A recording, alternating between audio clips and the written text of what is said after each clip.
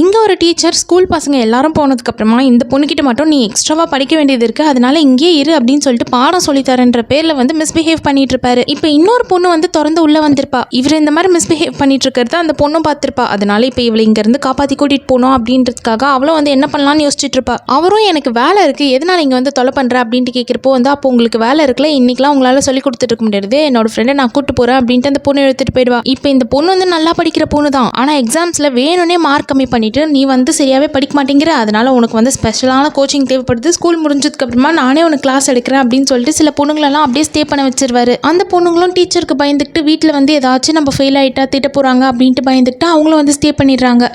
எல்லாருமே சின்ன பொண்ணுங்க தான், அதனால அவங்கள சுற்றி என்ன நடக்குது இதெல்லாம் தப்பு அப்படின்ட்டு கூட போயிட்டு சொல்கிற அளவுக்கு கூட அவங்களுக்கு தைரியமும் இல்லை. ஃபஸ்ட்டு அது என்னன்னு கூட புரிய மாட்டேங்குது. ஆனால் இந்த பொண்ணு அப்படி கிடையாது. சின்ன வயசுலேயே அவங்க அப்பா அம்மா வந்து குட் டச்னா என்ன பேட் டச்னா என்னன்னு சொல்லி கொடுத்தா வளர்த்துருக்காங்க. ஒருத்தவங்க பேச்சை வச்சு பார்வையை வச்சு எப்படி மற்றவங்களை கண்டுபிடிக்கணும் அப்படின்றத சொல்லி கொடுத்ததுனால இப்போ இந்த பொண்ணுக்கு மட்டும் இந்த டீச்சர் சரியில்லை அப்படின்ட்டு புரிஞ்சிருது. அதனால இந்த பொண்ணு வந்து எந்த கோச்சிங்கும் தேவையில்லை. சப்போஸ் நீ கோச்சிங் கிளாஸ் அட்டன் பண்ணியே ஆகணும் அப்படின்ட்டு டீச்சர் சொன்னானா அவங்க அப்பா அம்மா கிட்ட சொல்லிட்டு பெர்மிஷன் வாங்கிட்டு எல்லாம் தெரிஞ்சுட்டு பண்ணு அப்படின்னு சொல்லுவா. இப்போ இவங்க எல்லாம் பேசிக்கிட்டே இருக்கும்போது அந்த டீச்சரும் வந்து பின்னாடி வந்துடுவாரு. ஓ உண்மை தெரிஞ்சிருச்சா அவனுக்கு அப்படின்ட்டு அடிக்கலான்ட்டு வரப்போ வந்துட்டு ஒருத்தர் வந்து போட்டு அடிக்கிறாரு. அவர் யாருன்னா அந்த சின்ன பொண்ணுடைய அப்பா தான். எவ்வளோ தைரியம் தான் குழந்தைங்க கிட்ட இந்த மாதிரி மிஸ்பிஹேவ் பண்ணுவா அப்படின்ட்டு சொல்லிட்டு அடிக்கிறப்போ நான் தான் அப்படி பண்ணிட்டு உங்ககிட்ட என்ன ஆதாரம் இருக்கு அப்படின்னு கேட்பாரு. அந்த பொண்ணு தான் பயங்கர புத்திசாலியா இருக்காளே, இப்போ அவ வந்து கட்டியிருக்கிறது ஒரு ஸ்மார்ட் வாட்ச் தான். அந்த வாட்ச்ல இவர் பேசுறது இவர் நடந்துக்கிறது எல்லாத்தையும் வந்து ரெக்கார்ட் பண்ணி வச்சிருக்கா.